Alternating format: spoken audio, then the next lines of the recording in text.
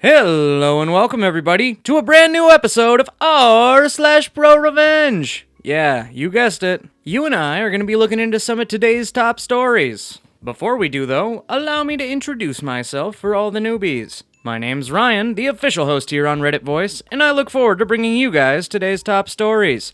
Before I do, however, I'd really appreciate it if you could hit that subscribe button, as well as make sure you got notifications turned on, that way you could stay up to date with all the latest and the greatest. Our first story comes to us from The Breakup 2013. Who could forget such a breakup? Such a time! Well, apparently they can, because this story has nothing to do with that. It's called Karen Wants $1,000 Cash for $10 Coupon Sent to the Wrong Address. Pays more in legal fees. Reposted with names. This story is from a few years ago when I worked in the legal department of a 1,000 plus store national retailer. As part of my job, I handled customer complaints that elevated when the customer threatened legal action. Our customer service call center forwarded Karen's call to me after she threatened legal action. Karen left a message claiming that she was not provided $10 in customer reward coupons. Spend $200, receive a $10 coupon in the mail sort of thing. This was before apps. Based on her purchase of clothing for her son and daughter for back to school. I looked into it and I called Karen back. It turned out we had an old address associated with her rewards account. No big deal, right? I spoke with Karen and offered to send her the original $10 coupon and an additional $25 for her trouble for the correct address. That did not satisfy Karen, however. She claimed that we should have known her address and threatened to sue us if we didn't pay her $1,000 in cash. Her rationale was that it would cost us at least $1,000 to defend the suit. She was in a state in which our company did not have any offices, so therefore we should just pay it to her. I declined, but still forwarded her the $10 coupon she was entitled to pursuant to our rewards program. Sure enough, she sued us for breach of contract, fraud, and any other conceivable charge. I went to my boss, the COO, and told him the story. He asked what I wanted to do. I said I'd rather pay legal fees to a defense attorney than pay Karen. Therefore, he agreed. I contacted outside counsel. Our awesome attorney explained the situation to him, and I shit you not, he said in a southern drawl, "I get to sue Karen. I should be paying you guys." There are a lot of lawyers in this legal community who would love to sue her, as she's reckless, unpleasant, and a total pain in the ass to deal with. I'll gladly take your case. He agreed to defend us at a reduced rate. Part of our defense strategy was to countersue her under the state's frivolous lawsuit statute, which would move the suit from small claims to a larger civil court. Awesome attorney filed our answer and counterclaim. Although Karen was an attorney, she was not a defense attorney, so she had to engage her own attorney to defend against the counterclaim. After a couple of hearings, she offered to settle for no more money exchanged. She didn't even get the extra $25 coupon I offered her, and the dismissal of both suits. I talked with the awesome attorney about continuing our claim, but he advised it would probably be worth settling and being done with it rather than being vindictive, although vindictive would have been fun. Courts tend to not like that, so I agreed. My company ended up paying Awesome Attorney $900 in attorney's fees. Awesome Attorney later called and told us that the attorney Karen engaged charged her $1,700 just to defend the suit. Although I would have liked to continue with our suit, I think her having to pay $1,700 over a $10 coupon sent to the wrong address is sufficient justice. Our next story's from Inertia's Creep, and it's called "This Blew Up in Another Sub," and people suggested I post it here. So yeah, cross-posting. It sounds a lot like me just talking, but that really is the intro. This is a comment from another thread about a job where I and about 200 other guys were promised and earned bonuses. The company was a financial services firm known for paying well. But one year they decided they would withhold bonuses. This is how I handled it. OMG! I went through something similar in 2000. Was working for a financial firm. 1,800 employees with a sales force of 200. I was one of the salesmen. We had our annual meeting in April. It was a big affair. Most of the employees attended, and the CEO gave a big speech about how the previous year was the best in the company's history. Blah, blah, blah, blah, blah. The next month, May, we each submitted memos basically justifying why we qualified for, or should qualify for, bonuses at the end of June. I wrote mine out and explained that the sales growth in my territory over the course of the previous 12 months and what percentage my sales were out of last year's total sales.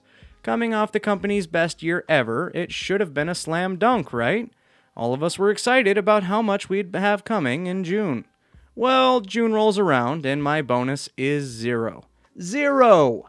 But it's not just me, it's all over the sales floor. Less than 20% of the sales force got bonuses. And holy guacamole was everybody pissed. All the supervisors were dealing with angry subordinates. The sales manager was too, and even the VP and director above him. Everyone was furious and insubordinate. Angry, accusatory emails were flying, and the company was facing a mutiny. It got worse when it came out that the supervisors were offered bonuses that they could determine for themselves. Most of them took them, but a couple, knowing their subordinates wouldn't be getting anything, refused.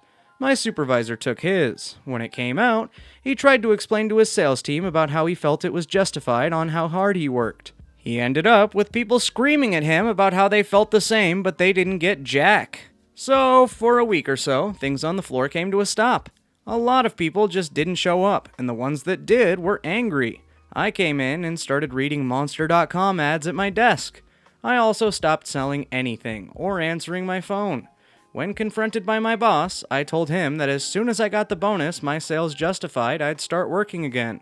Until then, I'd be coming in late, reading and responding to want ads, and leaving early. He could expect me to keep that up until I found another job or was fired. The following day, I was sent to the regional sales manager's office. She said she heard about my work stoppage and asked me to explain myself. I told her that if she heard about it from my supervisor, then she already knew why I wasn't working and I didn't need to explain it again. She tried buddying up to me, being friendly, then being stern, then being angry. I kept my composure and told her that the longer the company held out on my bonus, the longer it was going to miss out on sales from my territory. I then gave her my average daily amount of sales from the previous year, quantified what the total loss would be for a week of me not selling, and how much cheaper it would be just to pay me the money I was owed and get me back to selling. Then I thanked her for her time and told her I'd be leaving work as soon as I left her office. Then I did. The following day I came in, checked my emails, some of which were farewell emails from coworkers who quit over their stolen bonuses, and sat on Monster.com until I was told to go to the office of the national sales manager. He's the gatekeeper. He's in charge of all 200 of us. He told me he understood that I was upset and could see why. I asked him if withholding the bonuses from 80% of his sales force was his idea or someone else's. He didn't answer. He did tell me that I would be getting a check on Monday, and could I please go back to work now. I told him I'd be going back to my desk, but work wouldn't start until the check was in my hand. When I went back and checked my emails, yep, more defections. The next day, email went out to the entire sales force. Management had taken a look at the numbers, reevaluated the financials, and determined that the June bonuses would be issued shortly. The email also apologized for the delay and reminded us that as salesmen, we were the core of the company, and our hard work was appreciated. I also received another email, this time from the national sales manager, who told me while bonuses were scheduled for Monday, he'd be walking my check to my desk the following day. The following day, I showed up, sat down, and shortly afterwards, the national sales manager walked on up and handed me my bonus check. I thanked him and handed him my resignation effective immediately. In my resignation letter, I requested that a check for my unused vacation time please be cut and given to me before I left the building. When he finished reading it, I told him I'd clean out my things while I waited for the vacation check. While I was doing that, one of my coworkers also resigned effective immediately. We were walked out at the same time and ended up getting drunk at the bar across the street. I learned later from coworkers that remained that even though the company issued the bonuses, they lost about 20% of their sales force in the following 2 months. Gotta love corporate greed. Edit! Since I didn't make it clear in the original post, the money was referred to in all the paperwork as a bonus. However, it was compensation based on a predetermined formula. You sell X amount, you get X bonus. You sell Y amount, you get Y bonus. It wasn't one amount, it was set at different tiers. It was predetermined in a formula that was black and white. Everyone on the sales floor had a copy. If you didn't make your bonus, you knew exactly why, and by what amount you missed. The company had been around for over 30 years, and by then was known for generous compensation. They had never before played games with bonuses or payments. Apologies for not making this clearer above. TLDR, yeah, it's gonna be a no for me, dog. Hold your attention in one place for 3 minutes. You can do it. Our final story of the evening comes to us from LRZE403. It's in the game. It's called Guy Quit His Job Thinking He Became Rich. Hey, new to Reddit. I thought I would post my story here. I work for a construction company and we do remodeling on homes. We have a rule here that we get to keep anything we find hidden behind the walls. We hired this guy, we really needed a worker badly, who was a total a-hole from day one. I've been working with this company for 5 years, and this guy had only been doing construction for 1 year after he got fired from his accounting job for getting a DUI. Anyways, he would always make fun of my clothes and my accent. And one day, he went too far by telling my boss about my private Instagram account pictures. He got on my phone and looked through my Instagram page and showed my boss pictures of me smoking that 420, if you know what I mean. Little did he know, my boss is my friend from 8 years when we used to smoke together before we both quit. I was so mad that he violated my privacy, and I made a plan to F him over. He was the kind of guy who would always come in late and complain that trains or traffic is why he was always late. One day, I overheard him saying that if he won the lottery, he would quit his job for not getting the respect he deserves. You have to earn respect here, son. One day, I bought some fake gold coins online and I put them in a metal box I found at the antique store and waited for a chance to hide it in a wall. Luckily, I did not have to wait long. The day he found the coins, it seemed like it was his best day ever. First thing he did when he opened the box, he called my boss a loser and quit immediately on the spot. He said, "F this place, I'm rich, woohoo!" Little did he know, that was the best day of my life. I wish I could see the look on his face when he finds out the gold coins are fake.